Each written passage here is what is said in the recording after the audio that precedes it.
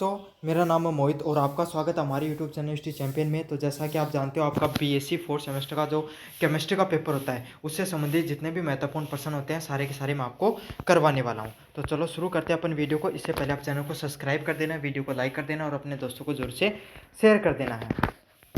तो पहला जो प्रश्न है, वर्नर के उप संयोजनात्मक सिद्धांत क्या होते हैं और इस सिद्धांत के प्रायोगिक सत्यापन की व्याख्या कीजिए। तो आपको क्या वर्नर का जो उप संयोजनात्मक जो सिद्धांत होता है उसको बताना और उसके प्रायोगिक सत्यापन को भी बताना है। साथ के साथ उप संयोजनात्मक यौगिक में पाई जाने वाले विभिन्न प्रकार की समवायता के उदाहरण सहित समझाइए। तो आपको what is the Werner's coordinate theory, explain the experimental, विभिन्न प्रकार की समवायता को आपको उदाहरण सहित समझाना है। तो वर्नर्स थ्योरी के बारे में बताना है और explain the experimental verification of this theory, explain with the example the different type of the isomerism found in coordinate compound. तो आपको दोनों के दोनों को बताना है इसके अंदर। अगले वाले में बात करूं, संक्रमण धातु संकुल में क्रिस्टल क्षेत्र सिद्धांत को वर्णन करना है। अष्टफलीय, चतुर्थफलीय और जो वर्ग समतलीय डिकक्षकों की आपको व्याख्या करनी है। तो आपको संक्रमण धातु का जो क्रिस्टलीय, ये सबसे जो क्रिस्टलीय क्षेत्र थ्योरी है वो बहुत ज़्यादा इंपॉर्टेंट है। इसमें आपको अष्टफलीय, चतुर्थफलीय और वर्ग समतलीय संकुलों को आपको क्या करना है, आपको अच्छे से स्पष्ट करना है। तो describe the crystal field theory in transition metal complexes, explain the splitation of d orbital in octahedral, tetrahedral and square planar complexes. तो ये काफ़ी ज़्यादा मोस्ट इंपॉर्टेंट क्वेश्चन होने वाले हैं। अगले वाले प्रश्न की बात हूँ, जो 3 नंबर प्रश्न की, संक्रमण धातु संकुल में चुंबकीय गुणों की, magnetic properties of the transition metal complex की एक आपको विस्तृत टिप्पणी करनी है। चुंबक व्यवहार के प्रकार और चुंबकीय संवेदनशीलता निर्धारित करने के तरीके पर आपको चर्चा करनी है। तो क्या करना है, right a detail note on the magnetic property of transition metal complexes, discuss the type of magnetic behavior and the compound of determining magnetic susceptibilities। तो आपको डिटेल नोट बताना है किस पे, magnetic property of transitional metal complexes पे, और discuss करना आपको magnetic behaviour and method of determining the magnetic susceptibility के ऊपर। तो ये काफ़ी ज़्यादा मोस्ट इंपॉर्टेंट प्रश्न होने वाला है, अच्छे से कर लेना आपको इस प्रश्न को भी। अब बढ़े आपको यूनिट नंबर 2 की तरफ। अमल और क्षार की बोस्टेडी, लोरी और लेविस अवधारणाओं को व्याख्या करनी है। कठोर और नरम अमल और क्षार क्या होती है, पीरियसन के HSAB सिद्धांत के अनुप्रयोगों की चर्चा कीजिए। तो explain the Bronsted, Lowry and the Lewis concept of acid base, what are the hard and soft acid and bases, discuss the Pearson HSAB concept and its application. तो ये भी काफ़ी ज़्यादा मोस्ट इंपॉर्टेंट क्वेश्चन है, इसको भी अच्छे से कर लेना। गैर जलीय विलायकों के भौतिक गुणों और विशेषताओं का वर्णन कीजिए। तरल NH3 और तरल SO2 में होने वाली रासायनिक अभिक्रियाओं को उदाहरण सही समझाइए। तो गैर जलीय विलायकों के आपको भौतिक गुणों के बारे में बताना है और तरल NH3 और SO2 में होने वाली रासायनिक अभिक्रियाओं को उदाहरण सही समझाना है। तो describe the physical property and characteristics of non aqueous solvent, describe with example and chemical reaction occur in liquid NH3 and liquid SO2। तो ये आपको अच्छे से कर लेना है वाले प्रश्न।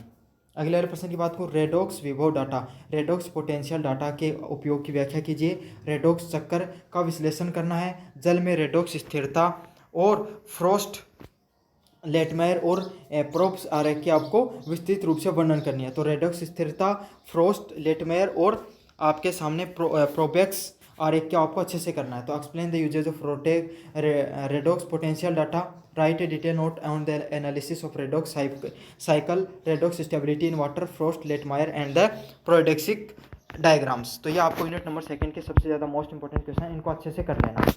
अगले वाला प्रश्न है, एल्डिहाइड और कीटोन के संश्लेषण सिंथेसिस के तरीकों का वर्णन कीजिए। कार्बोनिल समूह के नाभिक कारकी योग की क्रियाविधि को विस्तार से समझाइए जिससे एल्डोल और पार्किंसन संघनन शामिल है। तो आपको एल्डिहाइड और कीटोन के संश्लेषण के तरीकों का वर्णन करना है। कार्बोनिल समूह के नाभिकारिक योगों की आपको क्रियाविधि को विस्तार से समझाना है। तो ये भी काफ़ी ज़्यादा मोस्ट इंपॉर्टेंट क्वेश्चन होने वाला है। अगले वाले प्रश्न की बात करूँ आपके सामने, कार्बोक्सिल अम्ल की अम्लता और इसके प्रति स्थापकों के प्रभावों की व्याख्या कीजिए। कार्बोक्सिलिक अम्ल की विभिन्न व्युत्पन्नों के संश्लेषण और उनकी रासायनिक अभिक्रियाओं पर एक नोट लिखिए। तो explain the acidity of the carboxylic acid and its effect of substance, right A note on the synthesis and the chemical reaction of various carboxylic derivatives. तो ये काफ़ी ज़्यादा मोस्ट इंपॉर्टेंट प्रश्न है। अगले 3 नंबर प्रश्न की बात करूँ, कार्बोक्सिलिक अमन व्युत्पन्नों की संरचना, स्ट्रक्चर, नामकरण और सापेक्ष स्थिरता की व्याख्या कीजिए। एसिडीकरण की जल उपघटन की क्रियाविधि पर चर्चा कीजिए।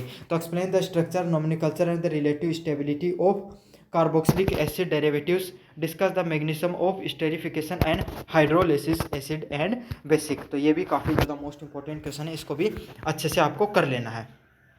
अब यूनिट नंबर 4 की बात करें अपन, दर की अभिक्रिया की दर, रेट ऑफ रिएक्शन की ऑर्डर,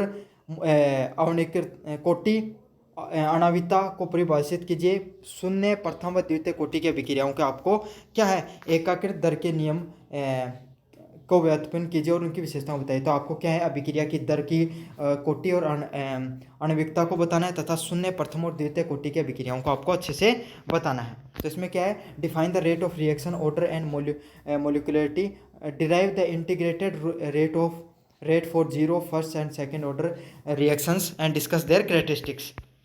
अगले वाले प्रश्न की बात करूं, अभिक्रिया दर के सिद्धांत पर एक विस्तृत रूप से नोट लिखिए जिससे कोलिजन थ्योरी के संक्रमण अवस्था सिद्धांत की समीक्षा की तुलना कीजिए। तो right a detail note on the theories of the reaction rate, discuss the limitation and the comparison of the collision theory and the transition state theory. तो आपको इन सब के बारे में बताना है। अगला क्या है, क्रिस्टलोग्राफी का वर्णन कीजिए, ब्रेग समीकरण की व्युत्पत्ति कीजिए और NaCl, KCl एंड CSL की क्रिस्टल संरचना का निर्धारण कैसे किया जा सकता है, इसकी व्याख्या कीजिए। तो आपको क्रिस्टलोग्राफी का वर्णन करना है, ब्रेग समीकरण की आपको व्युत्पत्ति करनी है और NaCl, KCl और HCl की क्रिस्टल संरचना को निर्धारित कैसे किया जाता है आपको इसके बारे में बताना है। तो ये भी काफ़ी ज़्यादा मोस्ट इंपॉर्टेंट क्वेश्चन होने वाला है। Describe the law of crystallography, derive the Bragg's equation and know how the crystal structure of NaCl, KCl and CSL is determined। अगले वाले प्रश्नों की बात करें अपन, उप संयोजन यौगिक में प्रभावी परमाणु संख्या के नियम को समझाइए। अच्छा वाला प्रश्न है, explain the effective atomic number EN rule in carbonate compounds. अगले वाले प्रश्न की बात करूँ, संक्रमण धातु संकोल में जॉन टेलर का विरूपण क्या है। तो what is the Jahn Teller distortion in the metal transition metal complexes. अगले वाले प्रश्न की बात करूँ, एसिड और बेस से संबंधित आपके सामने जो प्रश्न है, लुईस, अम्ल और क्षार क्या होते हैं, एक एक उदाहरण सही समझाइए। तो लुईस, अम्ल और क्षार क्या होते हैं, उनको उदाहरण सही समझाना है।